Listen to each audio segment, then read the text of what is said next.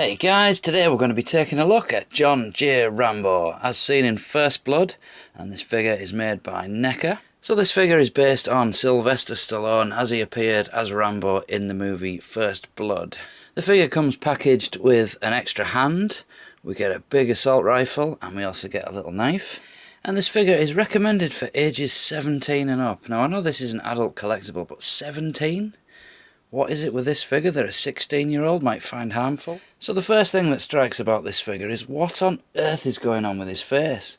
NECA have already made a load of figures in the Rocky line, so you'd think they'd be quite used to doing a Stallone face by now. So from a mint on card collector's point of view, the pose he's in the box is very strange indeed. You would think a pose like this down here would look so much better. So in the last few years, NECA have made some real advances with the articulation on their figures. And some of the head sculpts have been absolutely amazing. So this guy has got a lot to compete with. So let's take a quick look around the box. Now I got this from Amazon and they kindly didn't package it very well. And the box got squashed in the post. But there's the back. John J. Rambo, an ex-Green Beret haunted by memories of Vietnam, is searching for an old friend he served with in the war. Instead, Rambo crosses paths with an overzealous small-town sheriff who is looking for a fight. Unjustly imprisoned, Rambo escapes and becomes the target of a massive manhunt. Rambo must use all his cunning, combat and survival skills to stay alive and outwit his pursuers. So Rambo's first accessory is this rather large machine gun.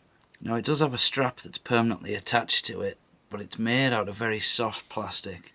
The machine gun itself is pretty nice, it's all black, but it does have some sort of muddy wash to it. There's no metallic highlights on it though. On the other side you can see the trigger guard and also the point where it attaches to the strap. So Rambo comes with his trademark hunting knife. There's a lot of nice detail on this, there's a lot of paint wash on there, making it all look a bit grubby. The only thing for me is it feels like it's a little bit too small. He also comes with a swap out right hand so you can hold his knife. So here we have Rambo out of the package, and the first thing to address I think is probably the head sculpt. So looking at him straight on, I think that's where the problem lies. His face looks a little bit too skinny, and he's got that weird looking snarl on his face. From this side he does look quite a little bit better. You can also see the blood dripping down from his forehead there. And from this side it's not too bad either. You can also see he's got a little painted on stubble there. But another problem, I think NECA have dug themselves into a hole there by producing such good figures in the Predator line and then falling short with this one. So this figure has some great articulation. So if we start at the top, his head, it is on a ball joint, but it is restricted slightly, not by his bandana, but by his hair sculpt. This bit at the back is solid, so his head will not move up beyond that. You can look down, and obviously left and right is not too much of a problem. This piece is really soft, so that's not going to cause you any issues. Next up his arms. Now these are on ball hinges at the shoulders and at the elbows, and the wrists also have a ball hinge. The torso section has some kind of a hinge there. It can move backwards and forwards and left and right. It doesn't have a waist twist on this figure. That's all you're going to get from the centre of his stomach. And for the legs, we can stretch them out like that. They can go backwards and forwards. This whole section at the front there is all rubber. You can hear it creaking, so that doesn't get in the way at all. The knees will bend, they'll come around like that. And also the ankles, backwards and forwards, and they will pivot as well. Another great thing to see on these figures is peg holes in the feet. On his left hand side he has a little sheath so you can put his knife in there, and that fits in pretty nicely. So Rambo also comes with a swap out right hand, which enables him to hold his knife, and you can see there we've got the same markings on that side.